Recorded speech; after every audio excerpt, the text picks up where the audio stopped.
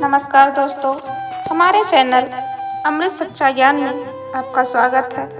आज आपके लिए एक बहुत ही अच्छी, इंटरेस्टिंग, प्रेरणादायक कहानी लेकर आए हैं। बहुत ही ज्ञानवर्धक कहानी है मित्रों। इस कहानी को आप लोग लास्ट तक जरूर सुनिएगा, क्योंकि आधा अधूरा ज्ञान हमेशा घातक साबित होता है। इसलिए कहानी को कृपा करके लास्ट तक सुने और हमारी कहानी सुनने से पहले हमारे चैनल को लाइक करें, सब्सक्राइब करें और शेयर कर दिया करें अपने परिवारजनों, मित्रजनों के साथ। तो चलिए कहानी को सुनते हैं। कहानी है एक यमराज और वैश्या की प्रेरणादायक कहानी है।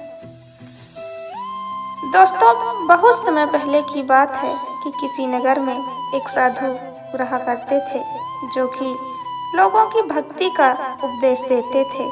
उस नगर में बहुत से लोग प्रतिदिन उनके पास आते थे और उनसे ज्ञान प्राप्त करते थे। उसी नगर में एक वैश्या भी रहती थी, जो कि गलत कामों में लिप्त थी, लेकिन उसकी यह खासियत थी कि वह ईश्वर पर विश्वास रखती थी। सभी गांवों में वाले इसे वैश्या को बहुत गंदी निगाहों से देखते थे। एक दिन क्या हुआ, एक दिन की बात है कि वह वैश्या मंदिर में गई हुई थी। उसी मंदिर में साधु महाराज भी गए हुए थे।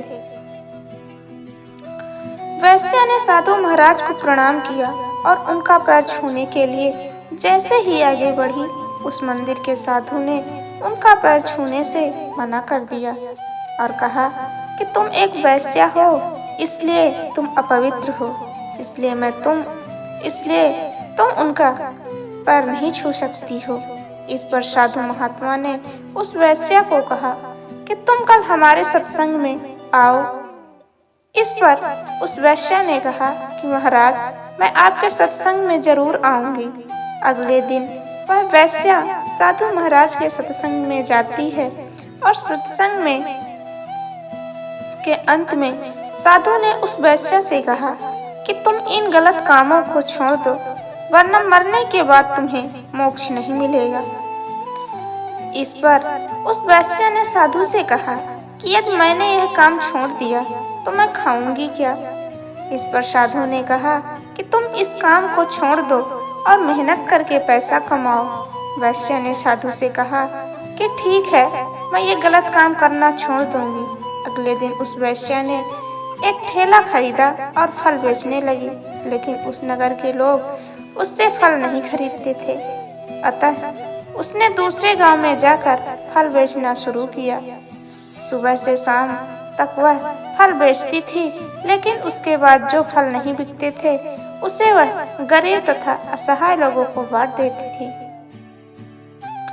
इसी तरह से उसका जीवन चलने लगा। फिर धीरे धीरे एक समय ऐसा आया कि वैश्या की मौत हो गई और उसी दिन संजोग से उस साधु की भी मौत हो गई। दोनों की आत्मा यमराज के सामने जाती है।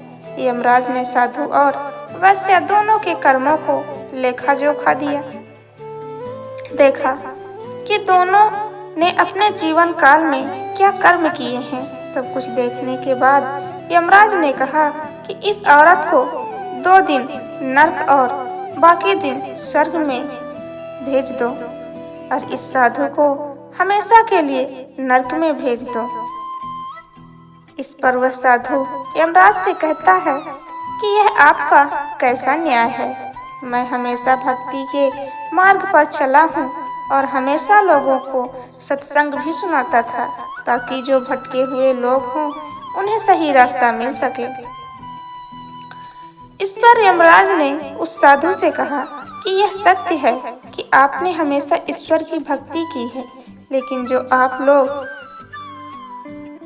लोगों की उपदेश देते थे उसको आपने अपने जीवन में नहीं उतारा, इसलिए आपके साथ ऐसा हो रहा है।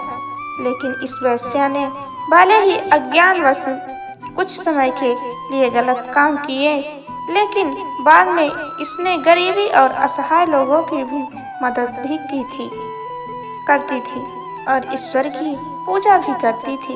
इसलिए इसे सिर्फ 2 दिन का नर, बाकी शेष दिन स्वर्ग में रखा जाएगा। साधु ने अपनी भूल का एहसास हो गया और साधु की आंखों में आंसू निकल पड़े। तो दोस्तों, हमें इस कहानी से शिक्षा मिलती है कि केवल सत्संग सुनने से ही कुछ नहीं होता, उसे अपने जीवन में उतारना पड़ता है, बहुत जरूरी है, वरना सत्संग सुनने का कोई मतलब नहीं रह जाता। इसलिए हमारी कहानी आपको अच्छी लगे तो हमारे चैनल को सब्सक्राइब करें, लाइक करें और शेयर कर दिया करें। धन्यवाद।